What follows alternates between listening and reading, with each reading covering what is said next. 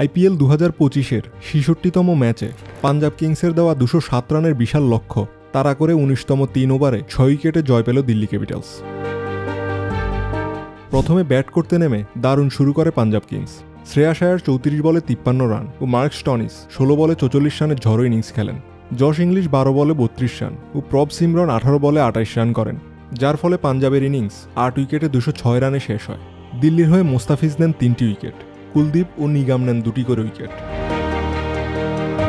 তবে দিল্লির জবাব ছিল আরও শক্তিশালী। ফাফ ডিউপ্লেসি, কেএল রাহুল, করুণ নায়াররা ভালো শুরু এনে দিলেও ম্যাচের নায়ক হয়ে ওঠেন সমীর রিজভি। মাত্র 25 বলে 58 রানের অপরাজিত ইনিংসে মারেন 5টি ছক্কা ও 3টি চার। তার সঙ্গে তৃষ্টান স্টাবস 14 বলে 18 রান করে জয় নিশ্চিত করেন। এই জয় দিল্লি ক্যাপিটালস লিগ শেষ করল 15 পয়েন্ট নিয়ে। অন্যদিকে পাঞ্জাব কিংস 17 পয়েন্ট নিয়ে প্লে অফের দৌড়ে থাকলেও শীর্ষ 2-এ থাকা এখনও অনিশ্চিত।